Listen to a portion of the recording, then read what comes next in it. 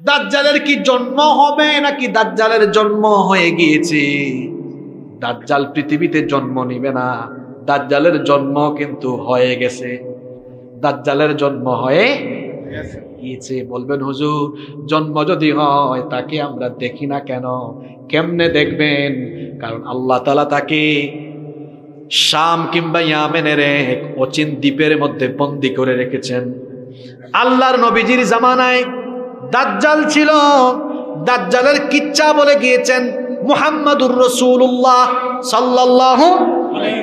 একেবারে নবীজি একেবারে যেই কিচ্ছাটা সাহাবীদেরকে বলেছেন সেই কিচ্ছাটা হুবহু আপনাদেরকে বলবো। শুনেন তাহলে দাজ্জাল কোথায় আছে বুঝে যাবেন কোন অবস্থায় আছে। এই হাদিসের বর্ণনাকারী সাহাবী একজন মহিলা সাহাবী, নাম হচ্ছে ফাতিমা বিনতে কাইস রাদিয়াল্লাহু আনহা। তিনি বলছেন, একবার ফজরের আজান আমার কানে গেল। ফজরের নামাজ আল্লাহর নবীর ইমামতিতে আদায়ের জন্য আমি ওযু করে মসজিদে নববীর দিকে রওনা দিলাম। আমি যখন মসজিদে গেলাম, মহিলাদের কাতারের সামনের কাতারে আমি থাকলাম। ইসলামী শরীয়তের সিস্টেম হলো পুরুষরা থাকবে সামনের কাতারে, নারীরা থাকবে আলাদা কিংবা পুরুষের কাতারের পিছনে। তিনি বলছেন আমি নারীদের কাতারের সামনের কাতারে ছিলাম। আমরা নামাজের আগ মুহূর্তে শুনলাম নবীজি বলছেন, ও আমার সাহাবীরা, আজকে নামাজের পরে কেউ নিজেদের জায়গা থেকে উঠবা না, তোমাদের উদ্দেশ্যে আমি কিছু কথা বলবো। এরপরে নবীজি নামাজে ইমামতি করলেন, সালাম ফিরালেন। সালাম ফিরিয়ে আল্লাহর নবী আমাদের দিকে চেহারা ঘুরালেন। এরপরে নবীজি বললেন, শোনো, তামিমদারি এতদিন খ্রিস্টান ছিল, তামিমদারি আমার হাতে এসে ইসলাম গ্রহণ করে মুসলমান হয়েছে। সুবহানাল্লাহ। তামিমদারি আমাকে দাজ্জাল সম্পর্কে এমন তথ্য দিয়েছে, আমি তোমাদেরকে দাজ্জালের ব্যাপারে যে কথা বলা দরকার ছিল সেগুলো তামিমদারির কথার সাথে মিলে গিয়েছে। এই জন্য দাজ্জালের ব্যাপারে আমি তোমাদেরকে সতর্ক করে যাচ্ছি। নবীজি বললেন, তামিমদারি লাখাম এবং জুজাম গোত্রের 30 জনকে নিয়ে নৌ ভ্রমণে সাগরে বের হয়েছিল। তারা যখন সাগরের মধ্যে জাহাজে আরোহণ করলো, এখন তো জাহাজের মধ্যে ইঞ্জিন আছে, সেই জামানায় জাহাজের মধ্যে কোনো ইঞ্জিন ছিল না, জাহাজের মধ্যে পাল বেঁধে দেওয়া হতো। পাল বুঝেন তো আপনারা?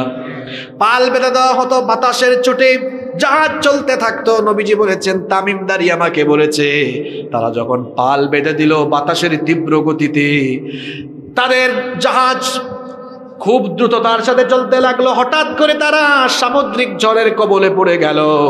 সামুদ্রিক ঝড়ের কবলে পড়ে যাওয়ার কারণে সাগরের উত্তাল তরঙ্গমালায় একটানা 1 মাস তারা সাগরের মধ্যে হারিয়ে গিয়েছিল। 1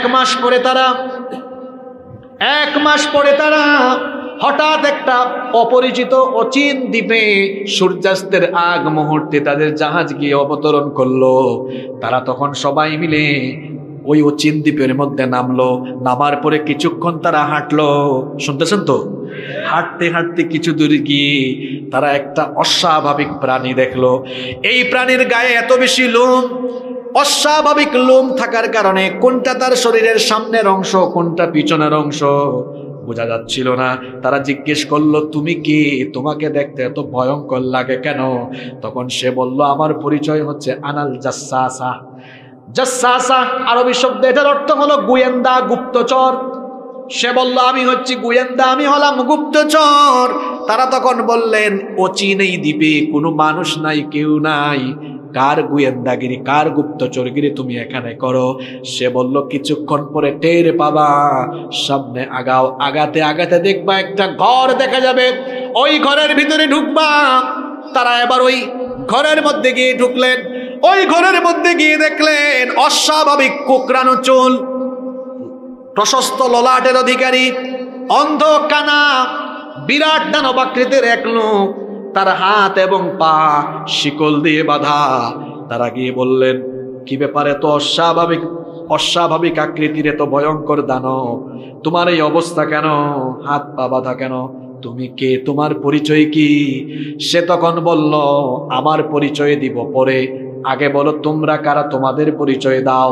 তারা বললেন, আমরা আরবের লোক, নৌ ভ্রমণে বের হয়ে সামুদ্রিক ঝড়ের কবলে পড়ে গিয়েছিলাম, এই জন্য আমরা 1 মাস সাগরে হারিয়ে গিয়েছিলাম। এরপরে আমরা আজকে অচিন এই দ্বীপের মধ্যে অবতরণ করার পরে একজন আমাদেরকে বলল সে নাকি গোয়েন্দা, সে আমাদেরকে এখানে পাঠিয়েছে। সে তখন বলল, ঠিক আছে তোমরা যেহেতু আরবের লোক, ঠিক আছে আমার পরিচয় তোমাদেরকে আমি দিব, তার আগে আমাকে বলো, আমি তোমাদেরকে 3টা প্রশ্ন করব, এই 3টা প্রশ্নের উত্তর দাও, এরপরে আমার পরিচয় দিব। জুড়ে বলেন কয়টা? আজকের ওয়াজ শেষ হবে এই 3টা প্রশ্ন দিয়ে। সবার মনোযোগ আছে তো? এমন 3টা প্রশ্ন বর্তমান পৃথিবীর বাস্তবতার সাথে মিলবে ইনশাআল্লাহ। মনোযোগ আছে তো? ওই পিছনে কয়েকজন ঘুমায়, সামনের এরা স্লোগান দিয়ে ঘুম ভাঙায় দেন, কারণ এই সবক নিয়ে বাড়িতে যেতে হবে। লিল্লাহি তাকবীর। এবার আপনারা দেন ওনাদের উদ্দেশ্যে লিল্লাহি তাকবীর। দেখছেন পিছনের এরা তারা কত জোরে দিল, এবার সামনের এদের উদ্দেশ্যে আপনারাও দেন লিল্লাহি তাকবীর। এবার সবাই মিলে দেন লিল্লাহি তাকবীর। কয়টা প্রশ্ন? সে বলল আমার পরিচয় আমি বলবো, কিন্তু তার আগে আমাকে 3টা প্রশ্নের উত্তর দাও। তারা বললেন ঠিক আছে তুমি তোমার প্রশ্ন করো। সে তখন 1 নাম্বার প্রশ্ন করলো, আমাকে বাইসান সম্পর্কে খবর দাও। তারা বললেন বাইসান তো বিরাট একটা শহর, বাইসানের কোন খবর তুমি জানতে চাও? সে তখন বলল আমি বাইসানের খেজুর বাগান সম্পর্কে জানতে চাই। বাইসানের খেজুর বাগানে খেজুর গাছে কি এখনো ফল আসে নাকি? তারা বললেন হ্যাঁ, বাইসানের খেজুর বাগানের খেজুর গাছে এখনো ফল আসে। নাম্বার 2 নাম্বার প্রশ্ন করলো, আমাকে তাবারিয়া উপসাগরের খবর দাও। তারা বলল তাবারিয়া উপসাগরের কোন খবর জানতে চাও? সে বলল তাবারিয়া উপসাগরে পানি আছে নাকি পানিগুলো শুকায় গেছে? তখন তারা বললেন তাবারিয়া উপসাগরে এখনো পানি আছে। সে তখন বলল ঠিক আছে সর্বশেষ প্রশ্ন হলো জুগারের ঝর্ণার খবর আমাকে দাও। জুগারকে চিনেন? আগে জুগার হচ্ছে লূত আলাইহিস সালামের মেয়ে। তিনি যেখানে ইন্তেকাল করেছেন সেখানে তার কবর হয়েছে, কবরের পাশে একটা ঝর্ণা, ওই ঝর্ণার নাম হয়ে গেছে তার মেয়ের নামে জুগারের ঝর্ণা। তারা বললেন জুগারের ঝর্ণার কোন খবর তুমি জানতে চাও? সে বলল জুগারের ঝর্ণা, ওই ঝর্ণায় কি পানি আছে নাকি পানি শুকিয়ে গিয়েছে? তারা বললেন হ্যাঁ পানি এখনো আছে, ওই পানি দিয়ে মানুষ এখনো চাষাবাদ করে। সে তখন বলল আমি আমার 3টা প্রশ্নের উত্তর পেয়ে গিয়েছি। তারা বললেন 3টা প্রশ্ন করেছো, 3টা প্রশ্নের উত্তর দিলাম, এবার তোমার পরিচয় বলো। সে তখন বলল আমার পরিচয় হলো আনা মাসিহুদ দাজ্জাল, আমি হচ্ছি দাজ্জাল। তারা তখন বললেন তো তুমি এই অচিন দ্বীপে কি করো? শোনেন মহাসাগরের মধ্যে এমন এমন কিছু জায়গা আছে, এই যে আকাশের মধ্যে উড়োজাহাজ চলে, প্লেন চলে, বিমান চলে, বিমানেরও কিন্তু চলার জন্য একটা ম্যাপ আছে, ওই রুট ম্যাপ দেখে দেখে পাইলটরা বিমান চালায়। মহাসাগরের সকল জায়গার উপর দিয়ে প্লেনগুলো অতিক্রম করে না, কারণ মহাসাগরের এমন কিছু ভয়াবহ জায়গা আছে, ওই জায়গা দিয়ে বিমান অতিক্রম করলে বিমান নিখোঁজ হয়ে যায়। আবার সাগরের মধ্যে যে জাহাজ চলে, পৃথিবীর 90% ব্যবসা জাহাজের মাধ্যমে চলে। জাহাজ কিন্তু সব মহাসাগরের সকল জায়গা দিয়ে অতিক্রম করে না, কারণ মহাসাগরে এমন কিছু জায়গা আছে যেখানে জাহাজ গেলে জাহাজ একেবারে নিখোঁজ হয়ে যায়। জাহাজ চলার জন্য একটা রুট আছে। দাজ্জাল বলল আমাকে আল্লাহ এমন এক দ্বীপে বন্দী করে রেখেছেন, এখানে কেউ কখনো পৌঁছাতে পারবে না। হয়তো তোমরা এখানে পৌঁছেছো, এখানে কোনো হিকমত আছে। আসলে হিকমত আছে, হিকমত হলো এই ঘটনার মাধ্যমে দাজ্জাল সম্পর্কে আমাদেরকে তথ্য দেওয়া। সুবহানাল্লাহ।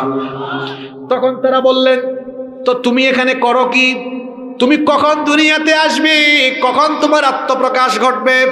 দাজ্জাল তখন বলল যে 3টা প্রশ্ন করেছি ওই 3টা প্রশ্নের উত্তরের মধ্যে আমি দাজ্জাল দুনিয়াতে আসার আলামত আছে। তারা বললেন বুঝলাম না, একটু বুঝায় বলো। 3টা প্রশ্ন ছিল, হয়তো কেউ কেউ মনে রাখছে না, অনেকে ভুলে গেছেন। শোনেন, প্রথম প্রশ্ন করেছিল বাইসানের খেজুর বাগানের খবর দাও। তারা বলেছিলেন বাইসান, কি বলেছি? গুগলের মধ্যে আপনারা সার্চ করবেন, যুবক ভাইরা আজকে বাড়িতে গিয়ে ইউটিউবে দেখবেন, গুগল ম্যাপে দেখবেন যে এই নামে পৃথিবীতে জায়গা আছে কিনা। বাস্তব হওয়া দরকার, ঠিক না? তারা বললেন বাইসানের খেজুর বাগানে খেজুর গাছ থেকে ফল আসে। দাজ্জাল বলল যেই দিন যেই দিন বাইসানের খেজুর বাগানে সকল খেজুর গাছ মরে যাবে, বাইসানের খেজুর বাগানে যখন বাইসানের মূল খেজুরের গাছ থাকবে না, তখন আমি দাজ্জাল দুনিয়ায় গিয়ে ফিতনা ছড়াবো। বাইসানের খেজুর বাগানে যখন খেজুর থাকবে, আজকে বাড়িতে গিয়ে গুগল শরীফ বুঝেন তো আপনারা, গুগলে সার্চ করবেন হোয়াট ইজ বাইসান, বাইসান কি এবং বাইসান কোথায় অবস্থিত, তারপরে বাইসানের খেজুর বাগানের খেজুর গাছগুলো কোন জায়গা থেকে আনা হয়েছে, সব পরে দেখবেন, ইউটিউবেও দেখবেন।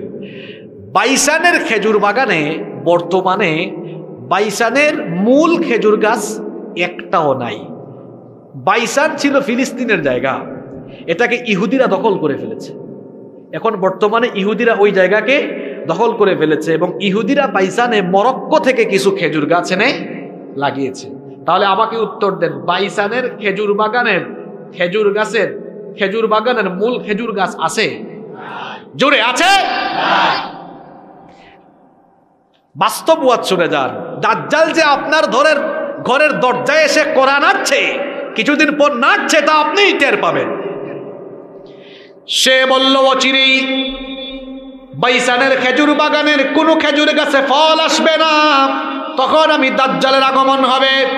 2 নম্বর বলেছিলাম তাবারিয়া উপসাগরের কি অবস্থা, তোমরা বলেছ তাবারিয়া উপসাগরে পানি আছে। তাবারিয়া উপসাগরের পানি যখন শুকায় যাবে, তখন আমি দাজ্জাল দুনিয়ায় আসব। তাবারিয়া উপসাগর, এটাকে দেখবেন ইউটিউব বা গুগলে সার্চ করলে, এটাকে এখন বলা হয় sea of Galilee. Sea of, এটা পানি তারা ফিলিস্তিনদেরকে দেয়। অচিরেই এই তাবারিয়া উপসাগরের পানি শুকাবে। দাজ্জাল বলছে তখন আমি দুনিয়ায় আসব।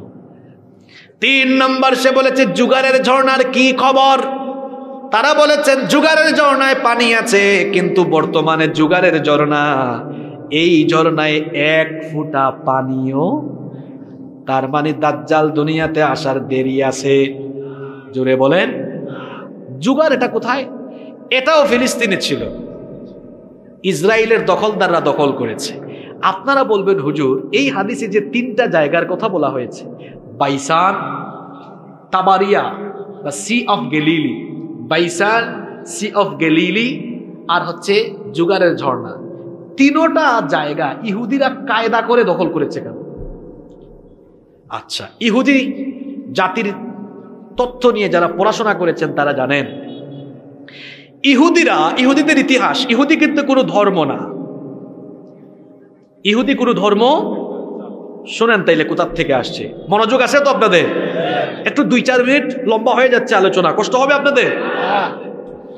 ইহুদিরা মূলত ছিল বনি ইসরাইল, বনি ইব্রাহিম আলাইহিস সালাম, আমাদের জাতির পিতা। ইব্রাহিম আলাইহিস সালামের 2 জন স্ত্রী থেকে 2টা বংশধারা পৃথিবীতে প্রসিদ্ধ হয়েছে। কয়জন স্ত্রী? উনার একজন স্ত্রী হচ্ছেন হাজের বা হাজেরা। সন্তান হওয়ার পরে তার উনার বউ এবং সন্তানকে রেখে আসলেন কোথায়? মক্কায়। ওই ছেলের নাম হলো ইসমাঈল। আর আরেক স্ত্রী ছিলেন বন্ধা, সারা। উনার ঘরেও আল্লাহ সন্তান দিয়েছেন শেষ বয়সে। উনার ঘরে ছেলে হয়েছে ইসহাক। এবং তারা ছিলেন তখন ফিলিস্তিনকে, ওখানে বলা হতো তখন কেনান অঞ্চল, ফিলিস্তিন। সারার গর্ভ থেকে আসলেন ইসহাক। ইসহাকের ছেলের নাম ইয়াকুব। ইসহাকের ছেলের নাম ইয়াকুব আলাইহিস সালামের উপাধি ছিল ইসরাইল। কি ছিল?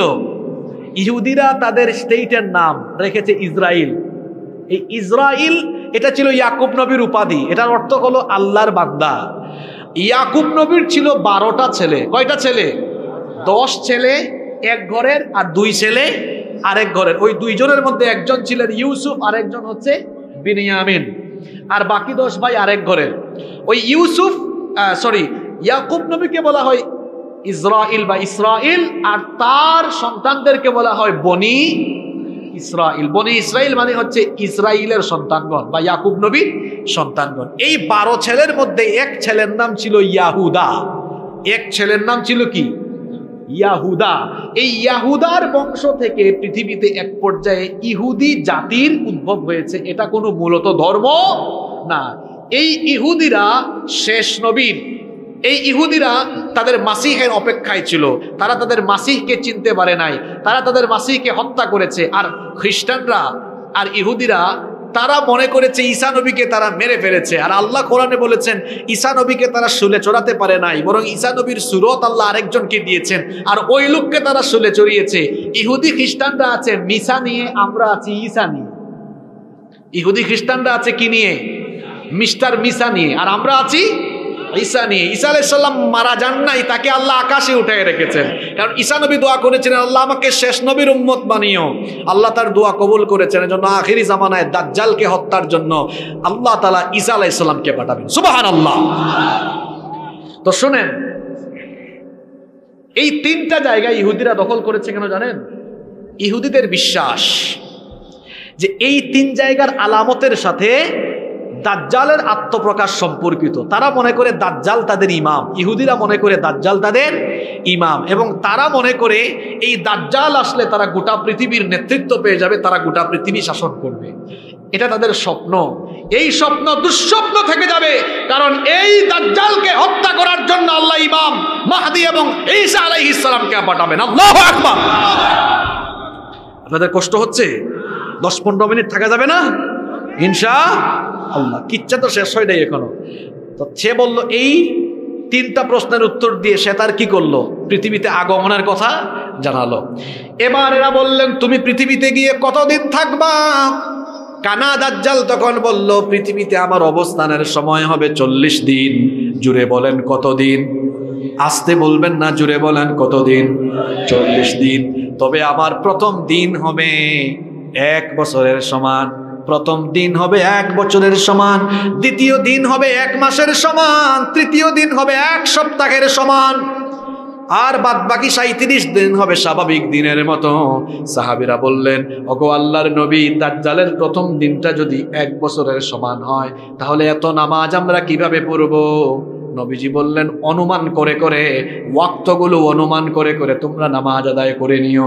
দাজ্জাল পৃথিবীতে আসার পর গোটা দুনিয়ায় ফিতনা চালাবে, কিন্তু 3টা জায়গায় যেতে পারবে না, 2টা জায়গায় যেতে পারবে না।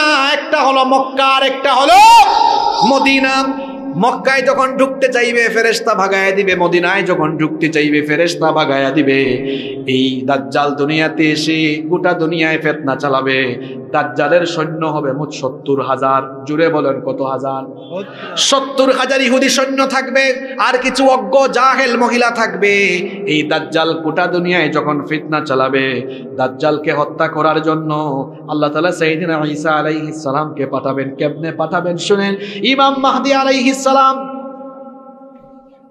ঈসা নবী যে মসজিদে আসবেন, মসজিদটাও কিন্তু রেডি হয়ে আছে। শুনেন, হাদিস থেকে বলছি, আল্লাহর নবী বলেছেন, ফজরের নামাজের সময় ইমাম মাহদী সিরিয়ার দামেস্কের পূর্ব দিকের সাদা গম্বুজওয়ালা একটা মসজিদ, ওই মসজিদে ইমাম মাহদী নামাজে ইমামতির জন্য যখন দাঁড়াবেন, ঠিক ওই সময়ে নামাজে দাঁড়ানোর ঠিক আগ মুহূর্তে 2 জন ফেরেশতার ডানার উপরে বর করে সিরিয়ার দামেস্কের সাদা গম্বুজওয়ালা ওই মসজিদের মধ্যে ঈসা আলাইহিস সালাম অবতরণ করবেন।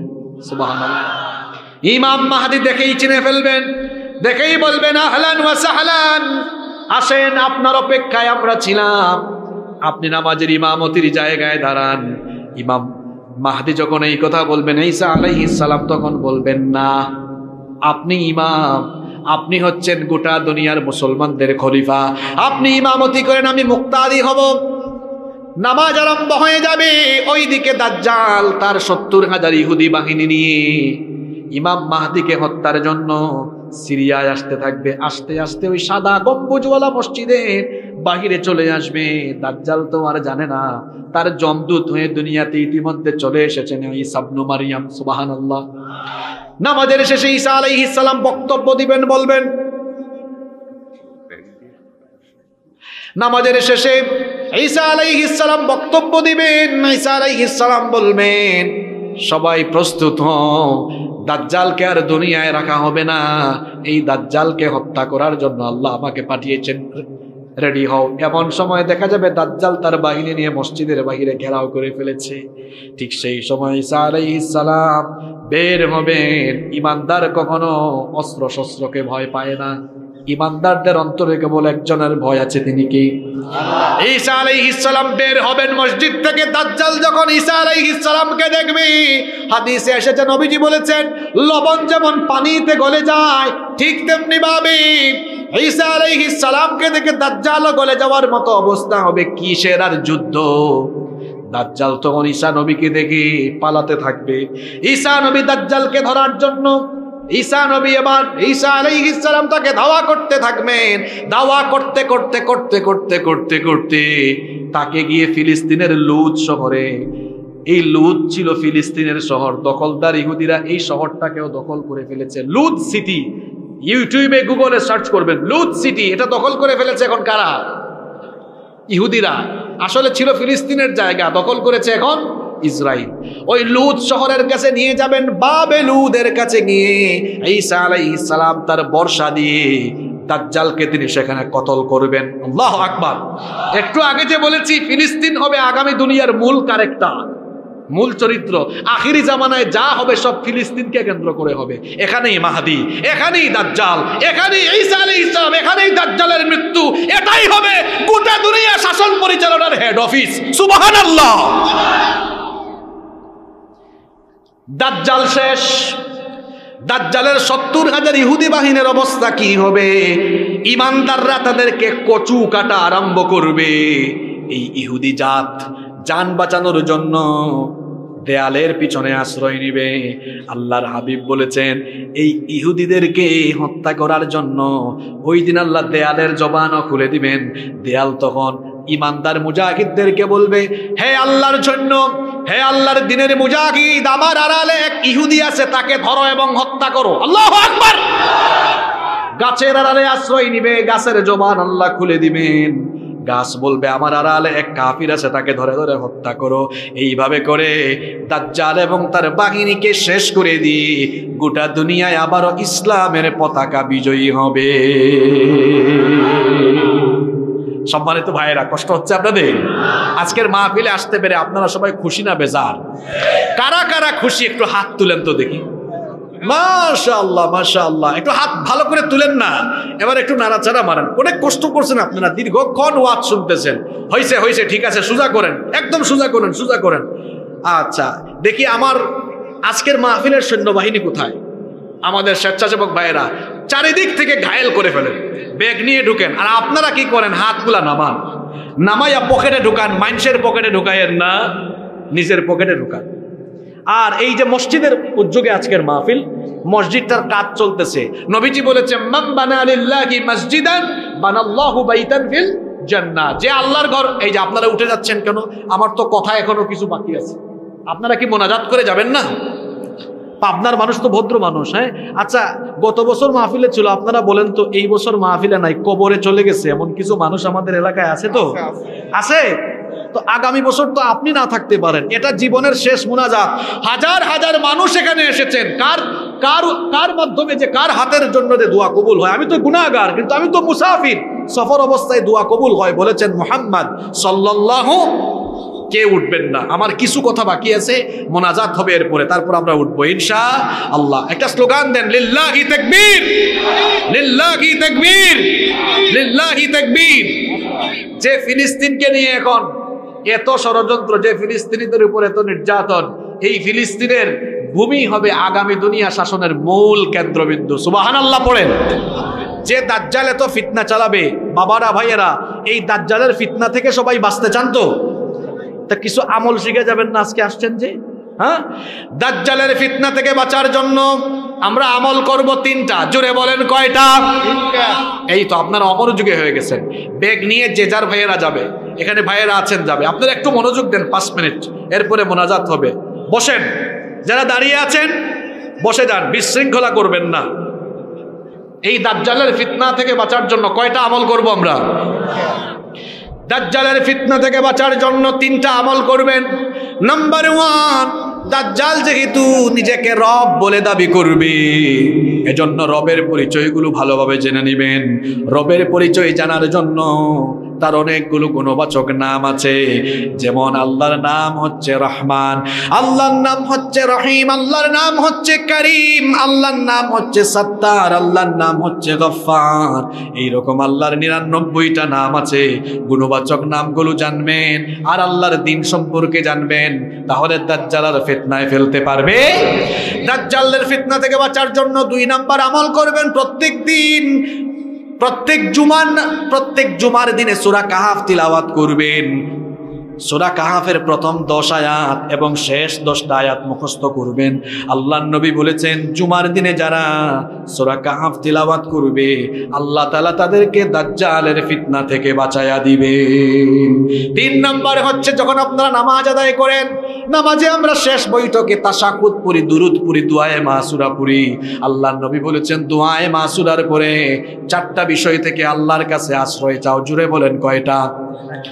1 নাম্বার, আল্লাহুম্মা ইন্নী আউযু বিকা মিন আযাবি জাহান্নাম ওয়া মিন আযাবিল কবর ওয়া মিন ফিতনাতিল মাহইয়া ওয়াল মামাত ওয়া মিন ফিতনাতিল মাসিহিদ দাজ্জাল। যে দোয়াটা বললাম, এই দোয়াটা কার কার মুখস্থ আছে? হাত তুলেন। এই যে এখন যারা বিশৃঙ্খলা করছে, শেষ ভালো যার, সব ভালো তার, এগুলো বিশৃঙ্খলা, উঠাউঠি করা, শয়তান কি নিচের থেকে চুলকাচুলকি করে, গুতাগুতি করে। আমি হাসিবুর রহমান এই পাবনায় মাহফিলে এসেছি, বাসায় যেতে পারবো কিনা জানি না, রোড অ্যাক্সিডেন্ট করে মরে যেতে পারি।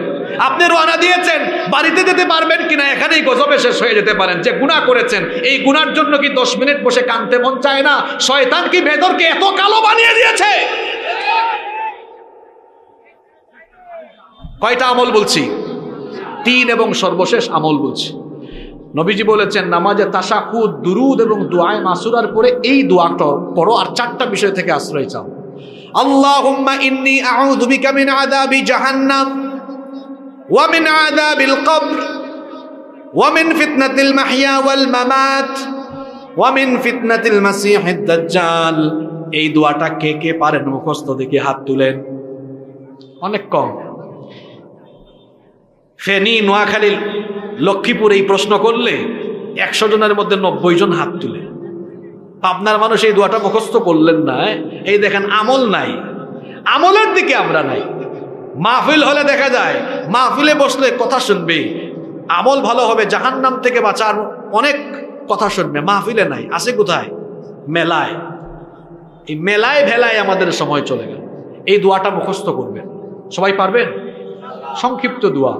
যুবক ভাইয়েরা শোনেন, গুগলে সার্চ করবেন, দেখবেন দোয়াটা চলে আসবে, মুখস্থ করবেন। যারা পারেন আমার সঙ্গে বলেন, যারা পারেন কি সবাই বলেন, বলেন আল্লাহুম্মা, জোরে বলেন আল্লাহুম্মা ইন্নী আউযু বিকা মিন আযাবি জাহান্নাম ওয়া মিন আযাবিল কবর ওয়া মিন ফিতনাতিল মাহইয়া ওয়াল মামাত ওয়া মিন ফিতনাতিল মাহইয়া ওয়াল মামাত ওয়া মিন ফিতনাতিল মাসিহিদ দাজ্জাল। কি সুন্দর দোয়া!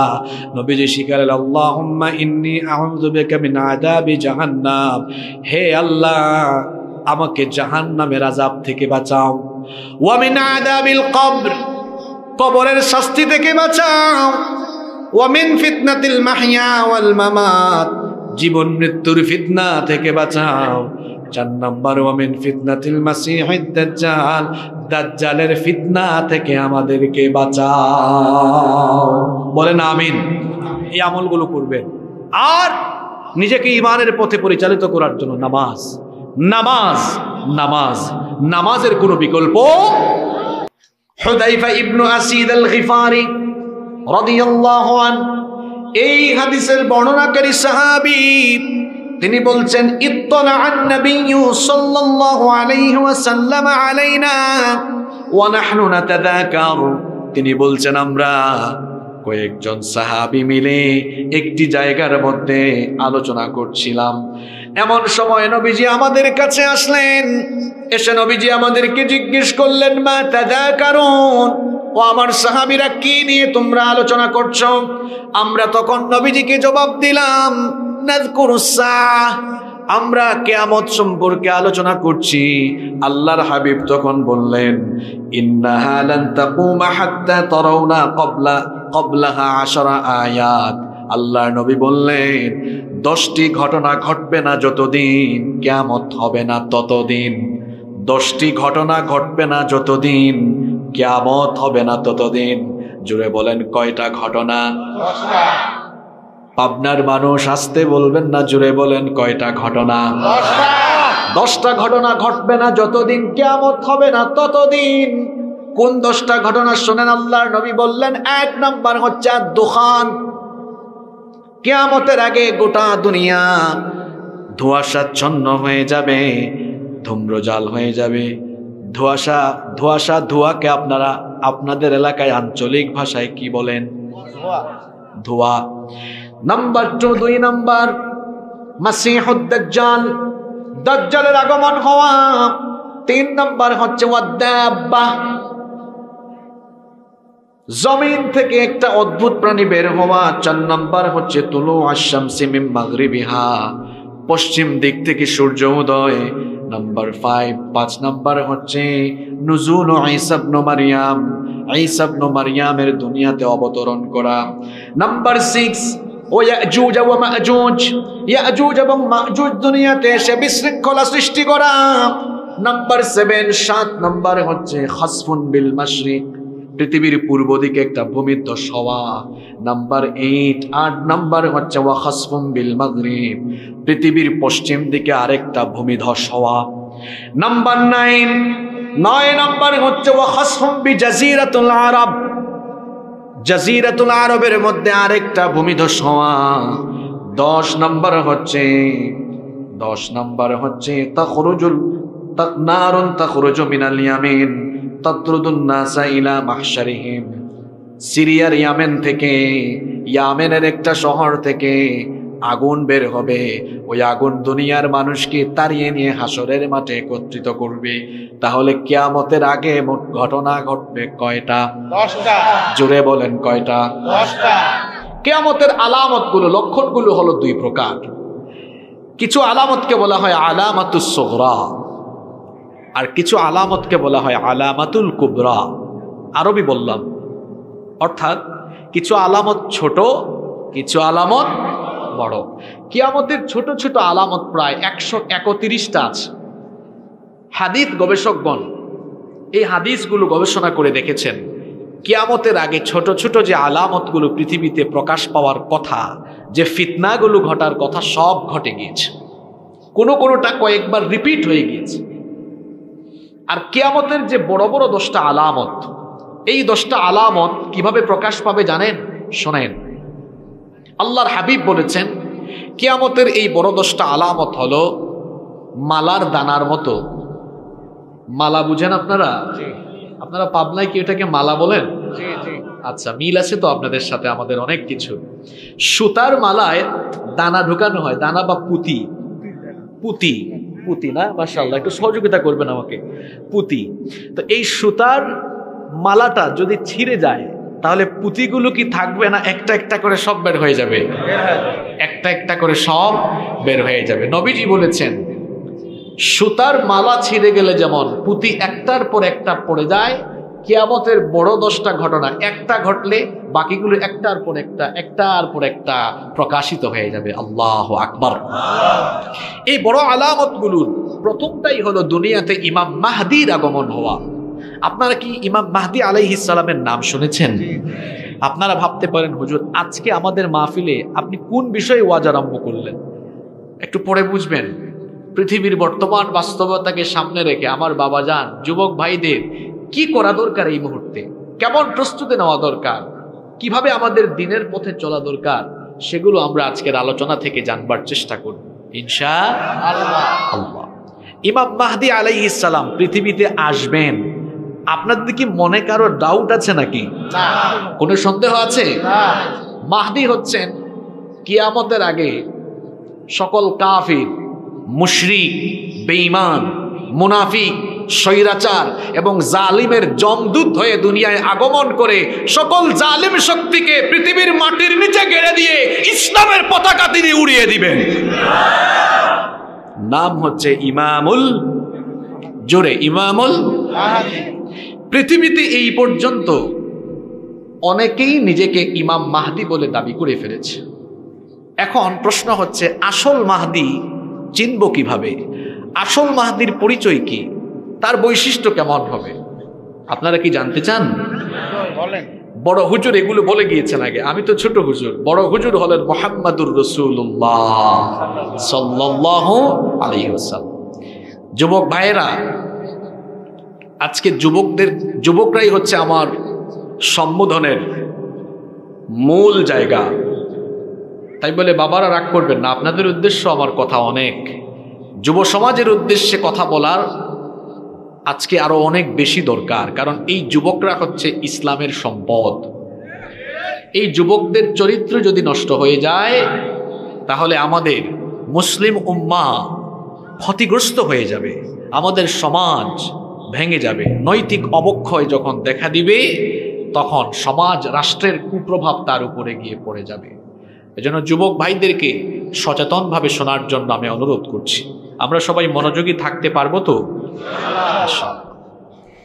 ইমাম মাহদি আলাইহিস সালামকে আমরা 10টি বৈশিষ্ট্যের মাধ্যমে চিনতে পারবো। আসল মাহদি হবেন যিনি, 10টি বৈশিষ্ট্যের অধিকারী হবেন তিনি। পাবনার মানুষ জুড়ে বলেন ইমাম মাহদি, তাকে আমরা চিনতে পারবো কয়টি বৈশিষ্ট্যের মাধ্যমে? আস্তে বলবেন না, জুড়ে বলেন কয়টি? নাম্বার 1, মুস্তাদরাক হাকিমের ভেতরে হাদিস বর্ণিত হয়েছে। আবু সাঈদ আল খুদরি রাদিয়াল্লাহু আন, হাদিসের বর্ণনাকারী সাহাবী, তিনি বলেছেন, নবীজি বলেছেন, ইয়াখরুজু ফি আখিরি উম্মতি আল মাহদি। কোন যুগে মাহদি আসবেন শোনো, আল্লাহর নবী বলেছেন আমার উম্মতের আখেরি জামানায়, কিয়ামতের আগে আখেরি জামানায় ইমাম মাহদির আগমন ঘটবে।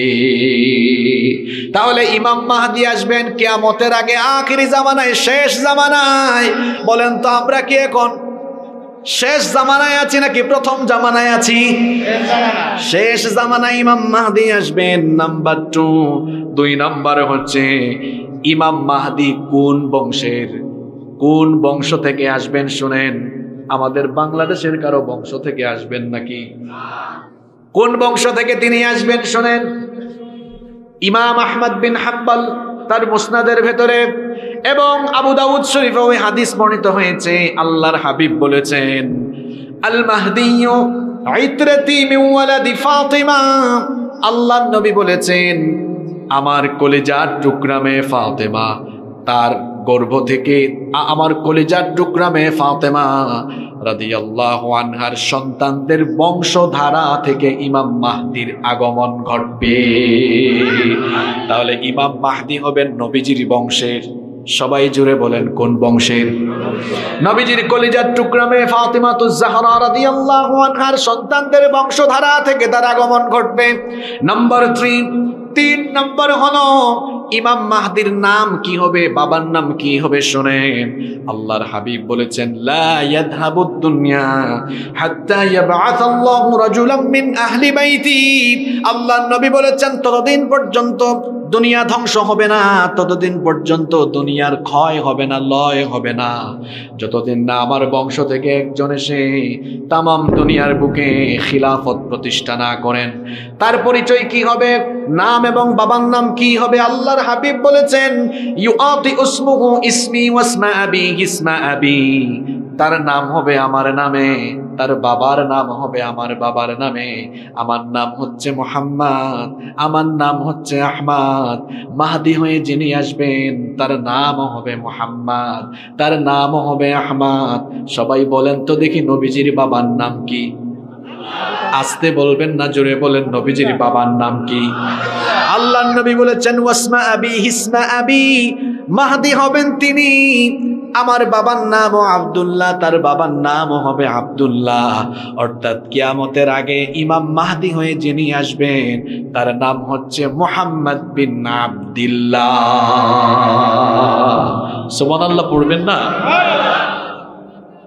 মাহদি হচ্ছে তার নাম, তার লকব, তার উপাধি। মাহদি আরবি শব্দ, যার অর্থ হচ্ছে সুপথ প্রাপ্ত, হেদায়াত প্রাপ্ত। তিনি মানুষকে হিদায়াতের পথে পরিচালিত করবেন। সুবহানাল্লাহ। সুবহানাল্লাহ। কয়টা বললাম? 3টা। কয়টা? আপনার কি মনে রাখতে পারছেন না? পাবনার মানুষ তো রাষ্ট্রপতি হয়ে গিয়েছেন, ডেপুটি স্পিকার হয়ে গিয়েছেন, হ্যাঁ, গোটা বাংলাদেশ আপনাদের নিয়ন্ত্রণে এখন। কিন্তু আপনারা যদি মনে রাখতে না পারেন, এটা তো শরমের ব্যাপার, লজ্জার ব্যাপার। 1 নাম্বার বলেছি তিনি আসবেন আখিরি জামানায়। 2 নাম্বার বলেছি তিনি হবেন নবীর বংশের। 3 নাম্বার তার নাম হবে নবীর নামে, বাবার নাম হবে নবীজির বাবার নামে। 4 নাম্বার হলো ইমাম মাহদির দৈহিক বৈশিষ্ট্য কেমন হবে শুনেন। আল্লাহর নবী বলেছেন, আল মাহদিয়্যু মিন্নি আজলাল জাবহা আকনাল আনফ। আল্লাহর নবী বলেছেন, ইমাম মাহদি তার এই ললাট, তার কপাল হবে প্রশস্ত, কপাল হবে সুন্দর, কপাল হবে উজ্জ্বল, নাক হবে উঁচু। নাম্বার 5 নাম্বার, ইমাম মাহদি দুনিয়াতে কখন আসবেন? আল্লাহর নবী বলেছেন, হিনা ইউমলাউল আরদু জাওরাও ওয়া যুলমা। গোটা দুনিয়াতে যখন জুলুম আর অত্যাচারে ভরে যাবে, গোটা দুনিয়ায় যখন অত্যাচার ও বিচার, নির্যাতন, নিপীড়ন, যখন গোটা দুনিয়াতে নির্যাতন নিপীড়নে গোটা দুনিয়াটা ভরপুর হয়ে যাবে, ন্যায় বিচার থাকবে না, ইনসাফ থাকবে না, সত্য কথা বলার মানুষও থাকবে না, সত্যের পক্ষে দাঁড়িয়ে টিকে থাকা যাবে না। সত্যপন্থী মানুষেরা যখন জেলখানায় থাকবে, হারামখোরেরা যখন জেলখানার বাহিরে থাকবে, চতুর্দিকে যখন মুসলমানদের উপরে নির্যাতন নিপীড়ন নেমে আসবে, ওই জামানায় ইমাম মাহদিকে যিনি পাঠাবেন, সবাই বলেন তিনি কি? আজকের দুনিয়ায় তো কোনো অত্যাচার ও বিচার নাই। আজকের দুনিয়ায় তো সত্যপন্থীরা খুব আরামে আছে। আজকের দুনিয়ার অবস্থা হলো চোর ডাকাত সন্ত্রাস চাঁদাবাজ বুক ফুলিয়ে জেলখানার বাহিরে হাঁটে, আর কোরআনের দায়রা জেলখানার মধ্যে জীবন যাপন করে। তার মানে বোঝা গেল, হাইনা ইউমলাউল আরদু যুলমান ওয়া জাওরা। গোটা দুনিয়াতে যখন জুলুম চলবে, মুসলিমদের পক্ষ হয়ে জালিমদেরকে খতম করার জন্য যাকে আল্লাহ পাঠাবেন তার নাম ইমাম। আজকের প্যালেস্টাইনের দিকে তাকান, অসভ্য জারজ রাষ্ট্রের ইসরায়েলের বর্বর ইহুদিরা আমার ফিলিস্তিনি ভাই বোনদেরকে প্রতিদিন শহীদ করে দিচ্ছে, নারী এবং শিশুরা শহীদ হচ্ছে। আরে হাসপাতালের মধ্যেও আমাদের ভাই বোনরা ইহুদিদের বর্বরতা থেকে রক্ষা পাচ্ছে না। কঠিন অবস্থা। আজকে খবর দেখলাম, ইসরায়েলের প্রতিরক্ষা মন্ত্রণালয় বলছে যে হামাসের সুড়ঙ্গগুলোতে আমরা বিষাক্ত রাসায়নিক প্রয়োগ করে এদেরকে নিঃশেষ করে দেব। আর নবীজি বলেছেন, কিয়ামতের আগে, কিয়ামতের আগ পর্যন্ত আমার উম্মতের সবচেয়ে খাঁটি ইমানদার যে অঞ্চল, যে মাটির উপরে থাকবে, যে ভূমির উপর থাকবে, সেটা হচ্ছে ফিশাম, শাম অঞ্চলে। বর্তমান ফিলিস্তিন, সিরিয়া, লেবানন, জর্ডান, কয়টা দেশের নাম বলেছি? যুবকরা মনোযোগী। ফিলিস্তিন, সিরিয়া, লেবানন, জর্ডান, এই 4টি অঞ্চল নবীজির সময়ে ছিল শাম। নবীজির সময়ে কি ছিল? এই 4 অঞ্চলের সম্পর্কে আল্লাহর হাবিব স্পেশাল দোয়া করেছেন। আল্লাহর নবী বলেছেন, আল্লাহুম্মা বারিক লানা ফি শামিনা ওয়া ফি ইয়ামানিনা। হে আল্লাহ, আপনি আমাদের শাম এবং ইয়ামেনে বরকত দাও। উপস্থিত সাহাবীরা বললেন, ওয়া ফি নাজদিনা ইয়া রাসূলুল্লাহ। সবাই পড়েন সাল্লাল্লাহু আলাইহি ওয়াসাল্লাম।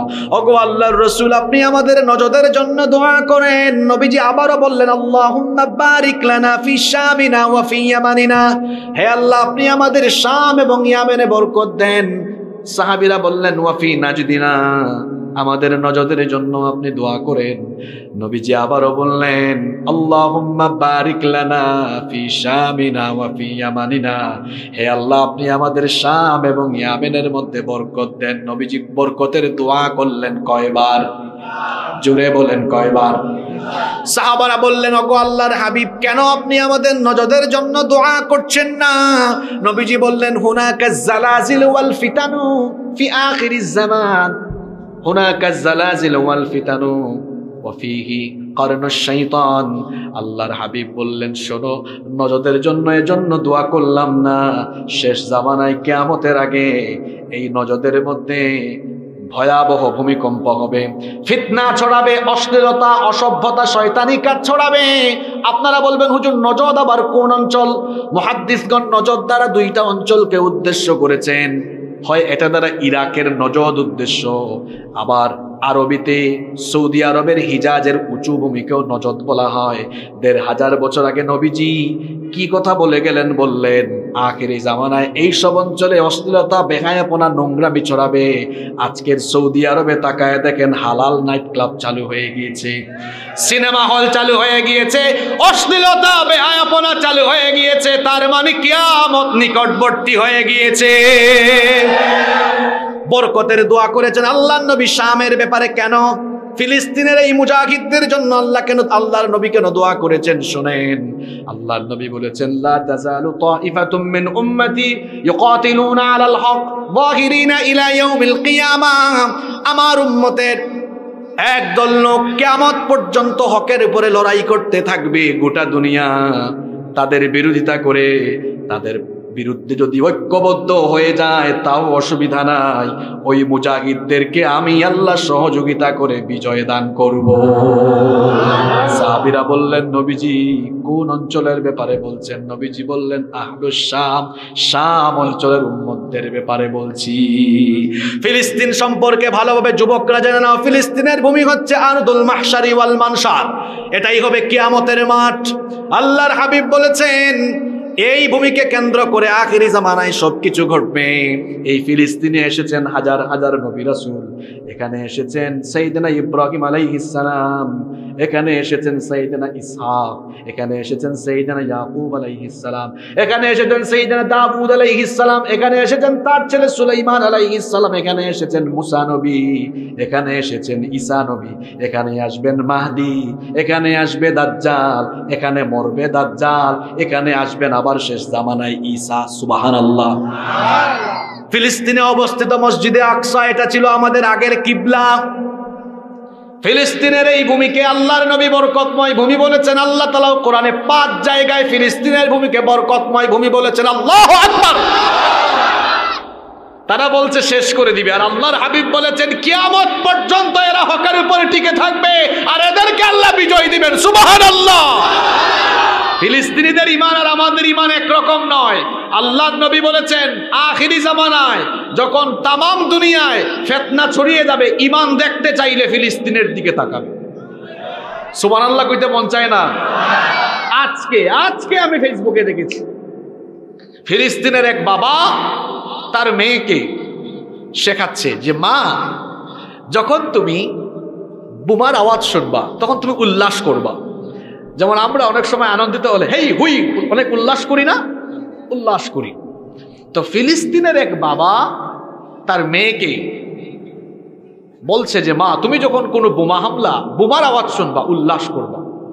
ছোটবেলা থেকে শিক্ষা দিচ্ছে। ওই সময়ে বোমা পড়ছে চতুর্দিকে, তো বাপ বললেছে লিল্লাহি তাকবীর, মেয়ে বলছে আল্লাহু আকবার, মানে তারা খুব খুশি। আমি দেখলাম আর চোখের পানি ছাড়লাম, কি জাতের ঈমান! এই বোমা তো তার ঘরের উপরেও পড়তে পারে, খুশি কেন? আল্লাহু আকবার বলছে কেন? কারণ তারা জানে এই মৃত্যু সাধারণ মৃত্যু নয়। কাফিরদের হাতে ইসলামের পক্ষে মরা মানেই হচ্ছে শাহাদাতের সুধা পান করা। আল্লাহু আকবার। তাদের ঈমান আর আমাদের ঈমান একরকম নয়। আমাদের ঈমান পয়সার কাছে বিক্রি হয়ে যায়, আমাদের ঈমান নেতা নেত্রীদের কাছে বিক্রি হয়ে যায়, আর ফিলিস্তিনিদের ঈমান বুলেটে, বোমায়, মিসাইলের কাছে বিক্রি হয় না। তারা ঈমানের জন্য জীবন দিতে জানে, আপোষ করতে জানে না।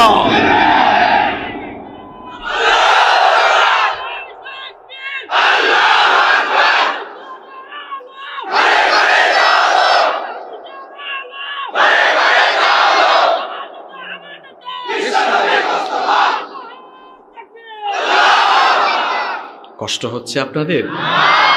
আমরা কার পরিচয় জানি বলছিলাম?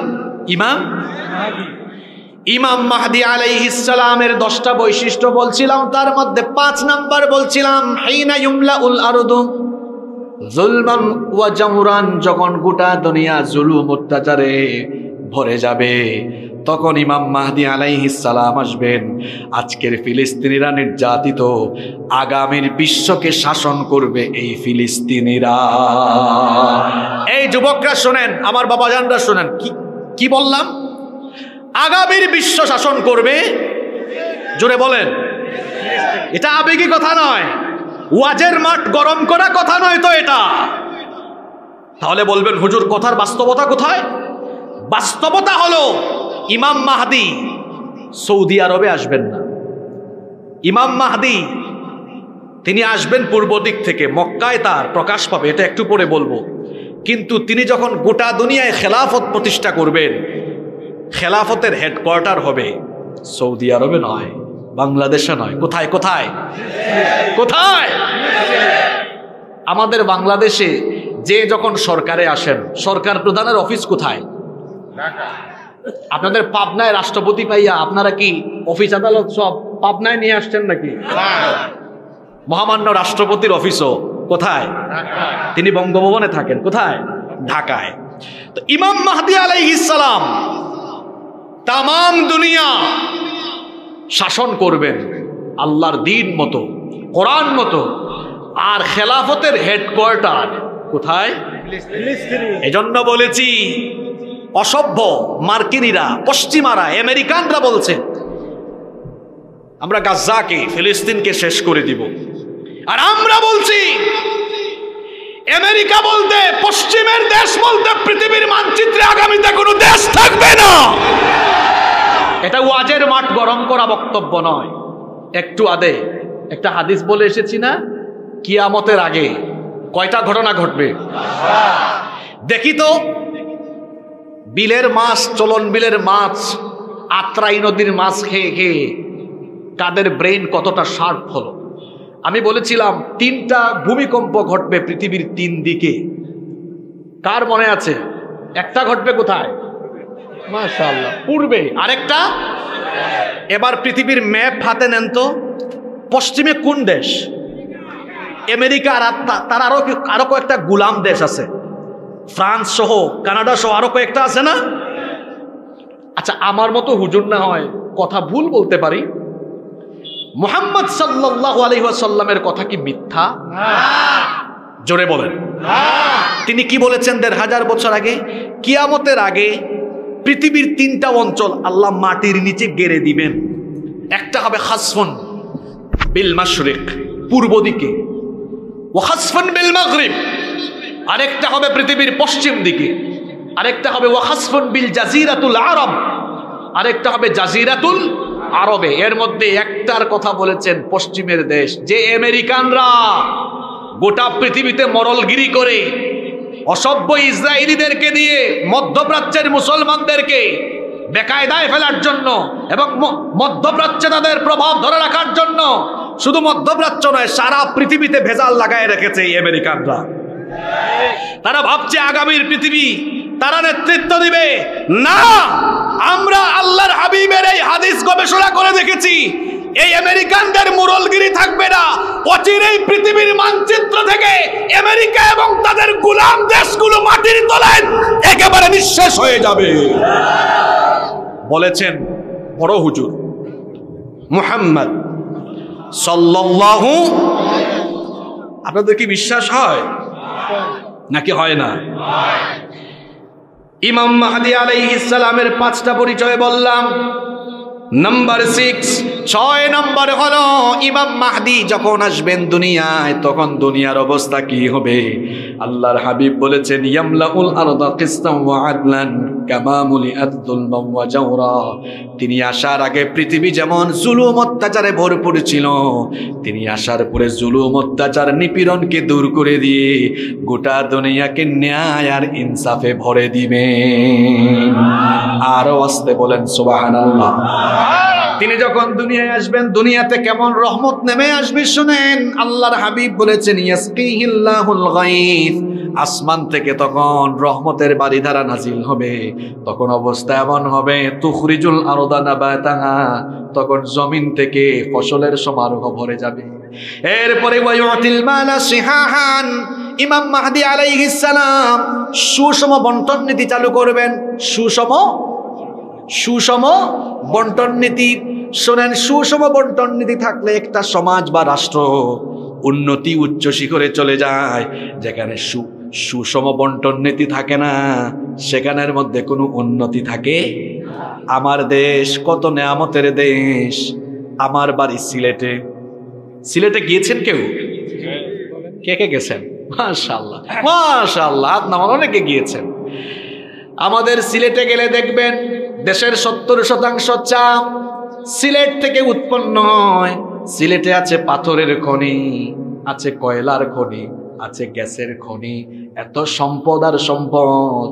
এদিকে আপনাদের পাবনার দিকে আসলে দেখা যায় দেশের সব দুধ আর ঘি আপনাদের এলাকায়, এত মাছ আপনাদের এলাকায়। চলনবিল, আত্রাই নদী, আরো বেশ কয়েকটা নদী আছে, মাছ আর মাছ ঈশ্বরদী আছে, এদিকে আবার পদ্মা নদীও আছে। তারপরে উত্তরবঙ্গে গেলে দেখা যায় তিস্তা ব্যারেজে, তিস্তা নদীর মধ্যে বালুর উপরে দেখেছি ভুট্টার চাষ। জয়পুর হাটে গেলে দেখা যায় আলু আর আলু। চট্টগ্রামে যান, কক্সবাজারে যান, দেখবেন লবণের চাষ, মাছ, শুটকি, পান। এই দেশে সম্পদ আর সম্পদ, এত সম্পদ। আমাদের পরে স্বাধীনতা লাভ করেছে এমন কিছু দেশ আছে যারা এখন বিরাট ধনী। শুধু তাই নয়, যে কাতারের লোকজন ভূমধ্য সাগরে মাছ ধরতো, মাছ বিক্রি করে করে খাইতো, আজকের ছোট্ট দেশ কাতার পৃথিবীর শীর্ষ ধনী, ঠিক কিনা? ওয়ার্ল্ড কাপ পর্যন্ত আয়োজন করে যে যুবকরা পড়াশোনা করবা, জানবা কাতার আমাদের দেশের তুলনায় অনেক ছোট, মাত্র 10,000 বর্গ মাইলের একটা ছোট্ট দেশ। এরাও স্বাধীনতা পেয়েছে 71 সালে, আমরাও পেয়েছি 71 সালে। তারা স্বাধীন হয়েছে ব্রিটিশ থেকে, আর আমরা স্বাধীন হয়েছি বর্বর পাকিস্তানি থেকে। আমাদের পরে স্বাধীন হয়েছে এমন বহু দেশ আছে, ধনীদের তালিকায় চলে গিয়েছি। আমার দেশে এত সম্পদ, এত নেয়ামত, কেন আমরা এখনো উন্নতির চোখ দেখি না? কারণ সামনে পিছে ডানে বামে চোর বাটপারের অভাব নাই, সুষম বন্টন নীতি নাই। আমার দেশে আছে যেমন পাথরের খনি, কয়লার খনি, গ্যাসের খনি, সম্পদের খনি, এগুলোকে চেটে পুটে লুটপাট করে খাওয়ার জন্য আছে চুর ডাকাতের খনি। এজন্য আমার দেশের স্বাধীনতার স্থপতি মরহুম বঙ্গবন্ধু শেখ মুজিবুর রহমান বলেছেন, আমি ভিক্ষা করে করে আনি আর চাটার দলেরা চেটে পুটে খেয়ে সব শেষ করে ফেলে। যথার্থ বলেছেন তিনি, যথার্থই বলেছেন তিনি। তিনি আরো বলেছিলেন, মানুষ দেশ স্বাধীনের পরে পায় রাস্তাঘাট, হ্যাঁ সম্পদের খনি, এই খনি সেই খনি, আমি পাইছি চোরের খনি।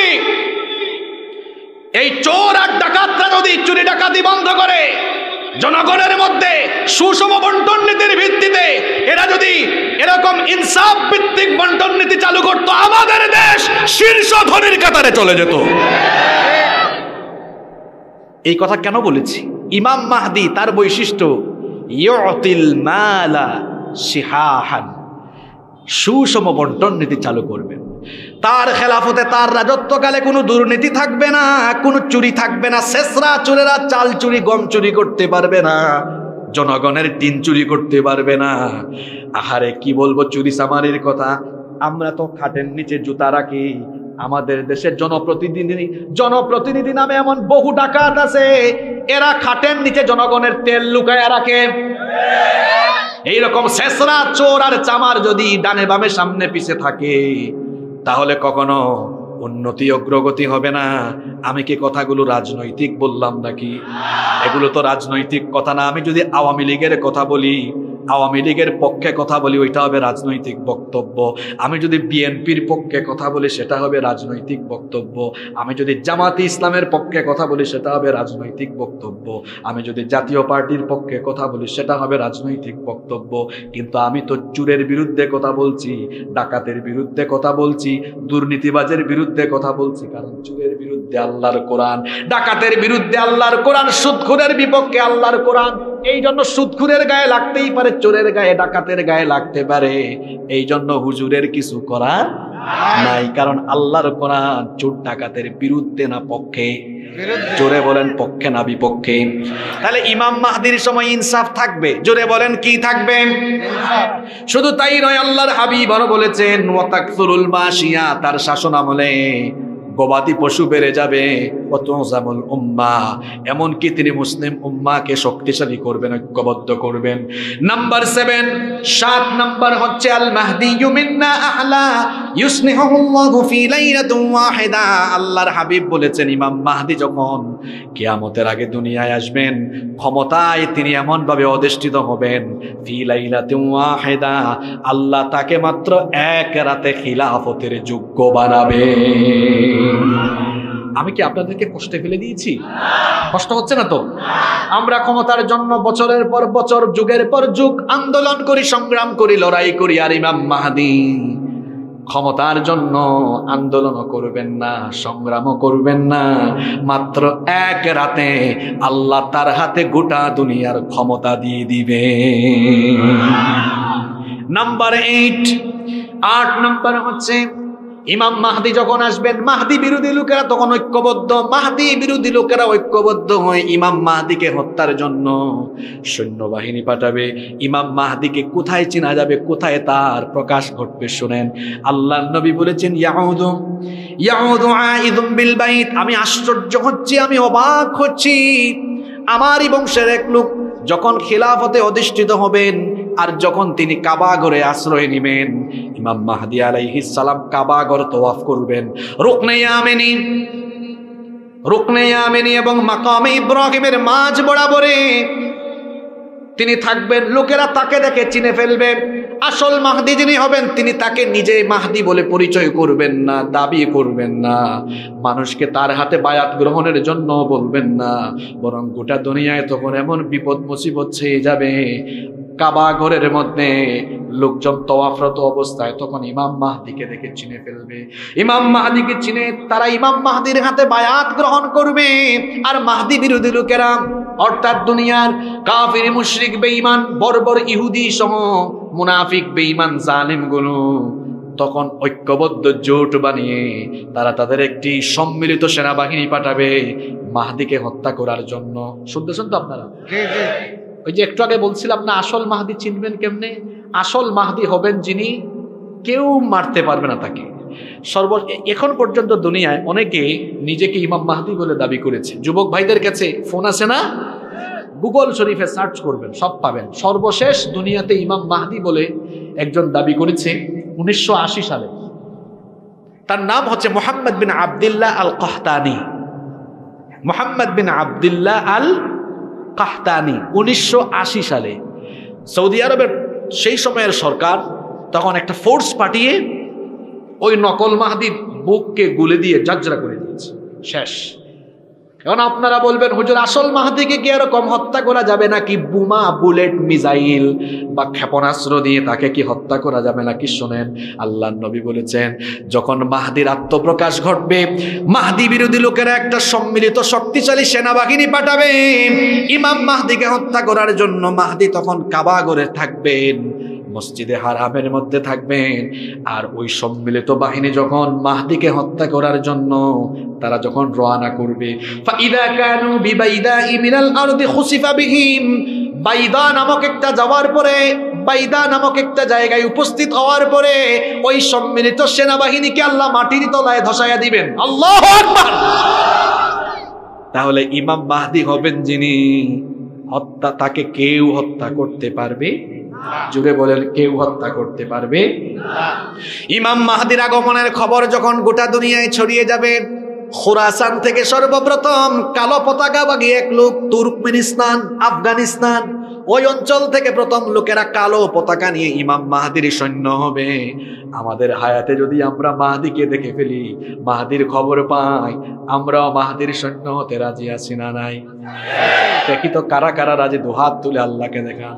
মাশাআল্লাহ, লিল্লাহি তাকবীর, লিল্লাহি তাকবীর। হাত নামান। যারা যাবেন না তাদের ব্যাপারে নবীজি কি বলেছেন শোনেন, ফাইদা রাআইতুমুহু ফাবাইউহু ওয়ালাউ হাবওয়ান আলা সালজ। মাহদির আগমনের খবর যখন পাবা, তখন বরফের উপর দিয়ে হামাগুড়ি দিয়ে হলেও মাহদির হাতে তোমরা বায়াত গ্রহণ করবা। এবার আসেন নাম্বার 10, 10 এবং সর্বশেষ বৈশিষ্ট্য হলো ইমাম মাহদি দুনিয়াতে আসার পরে কতদিন তিনি রাজত্ব করবেন, কতদিন তিনি ক্ষমতায় অধিষ্ঠিত থাকবেন। আল্লাহর নবী বলেছেন, আবু দাউদ শরীফে হাদিস বর্ণিত হয়েছে, নবীজি বলেছেন ইয়ামলিকু 7 সিনিন ওয়া ফি রিওয়ায়াতিন উখরা 9 সিনিন। নবীজি বলেছেন ইমাম মাহদি 7 বছর, কোন বর্ণনায় এসেছে 9 বছর, অর্থাৎ 7 কিংবা 9 বছর তিনি রাজত্ব করবেন। আল্লাহু আকবার। ইমাম মাহদির কয়টা বৈশিষ্ট্য বললাম? কয়টা? আপনাদের কষ্ট হচ্ছে? এখন লাইনে তুলেছি আপনাদেরকে, আরো চমৎকার চমৎকার তথ্য পাবেন ইনশাআল্লাহ। আমলি অনেক কথাও থাকবে। মা বোনরা এসেছেন না? মা বোনদের উদ্দেশ্য অনেক ওয়াজ আছে আজকে ইনশাআল্লাহ। আপনারা থাকবেন তো না উঠে দৌড় মারবেন? ইনশাআল্লাহ। ইমাম মাহদি আলাইহিস সালাম তাম দুনিয়ার মুসলমানকে সুসংগঠিত ঐক্যবদ্ধ করবেন। ওই সময়ে আবার মুসলমানদের মধ্যে ফিতনা চালানোর জন্য চলে আসবে মাসিহুদ দাজ্জাল। মাসিহুদ দাজ্জালের নাম শুনেছেন তো আপনারা?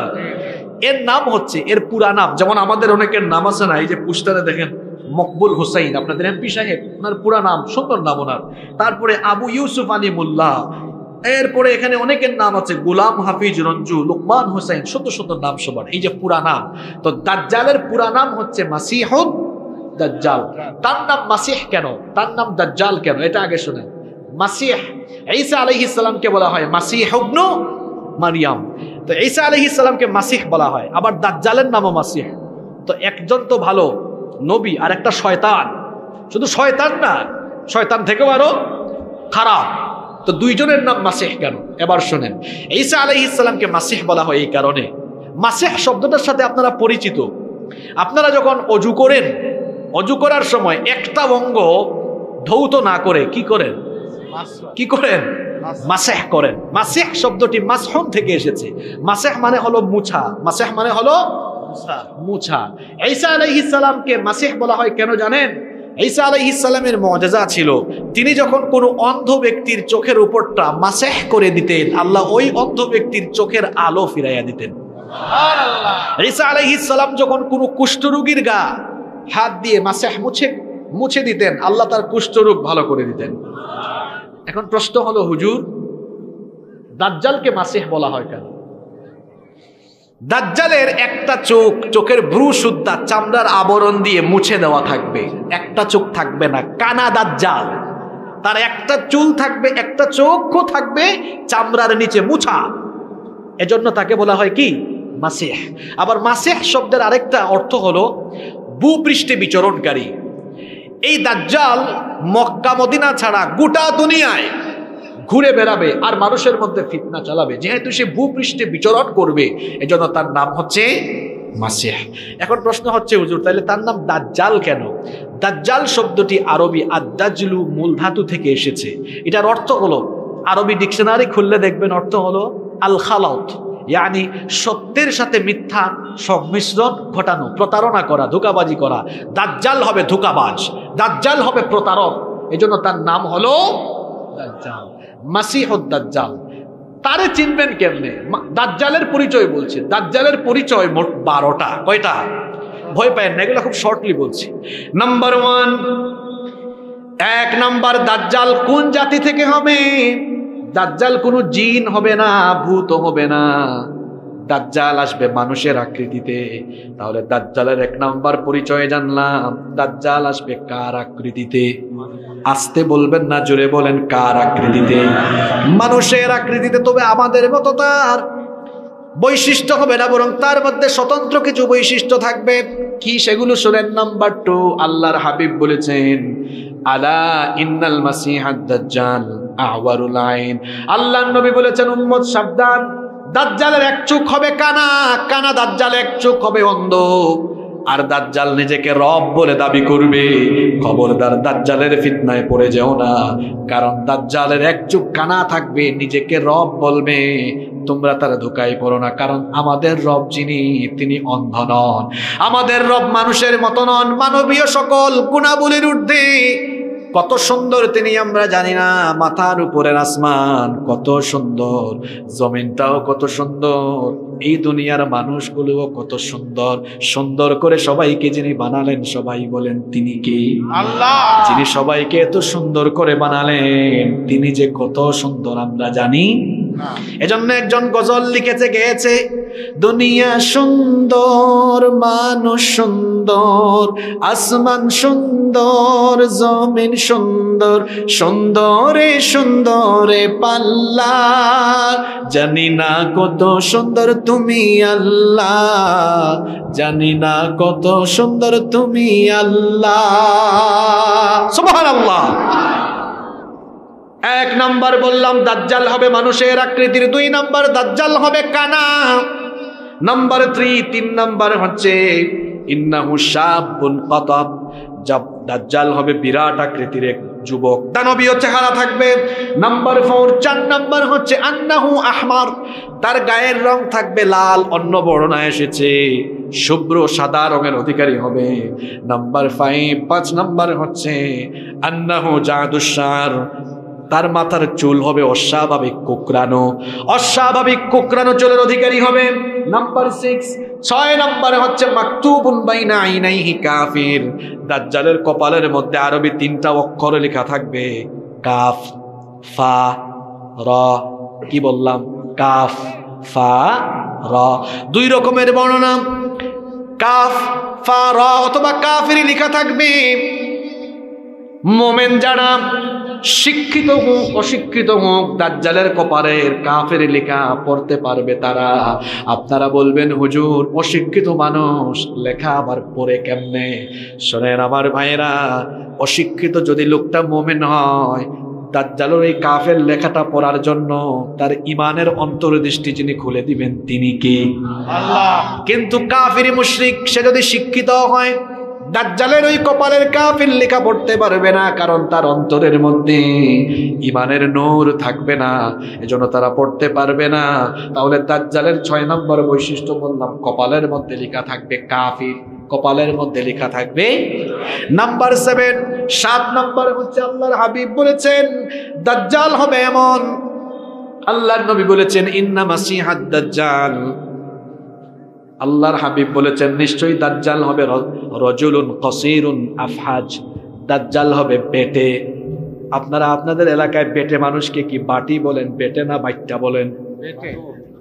আপনাদের ভাষা খুব সুন্দর, আমাদের সিলেটের আঞ্চলিক ভাষা একটু জটিল। আমরা সিলেটে বেটে মানুষকে বলি তুমি বাট্টি,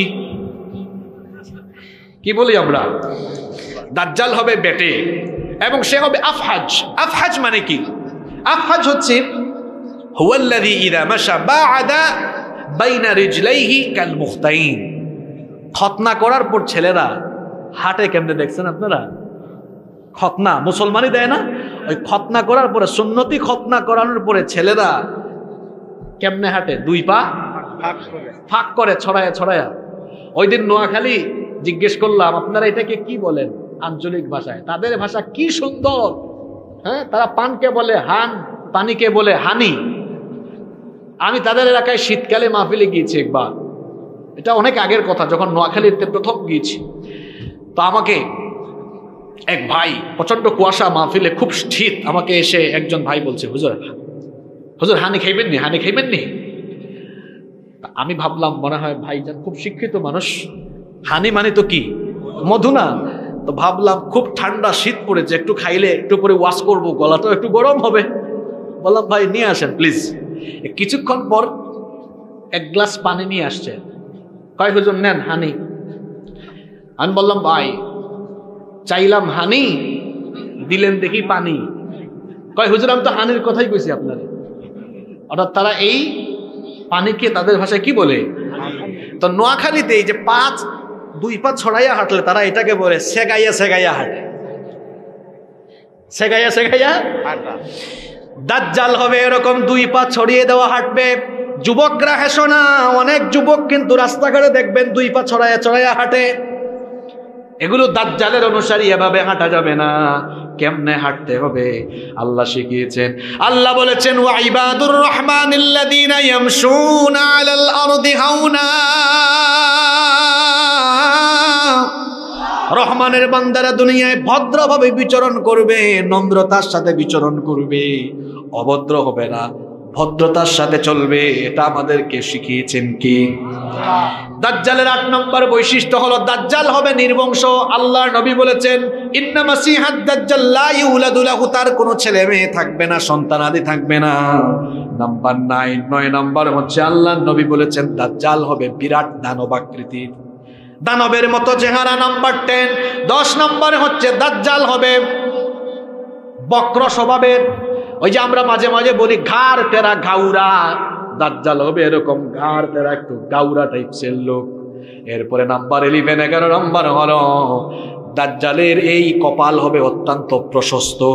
12 নম্বরে হচ্ছে দাজ্জাল তার গলা এবং কাঁধ হবে আরিদুন নাহার, প্রশস্ত হবে।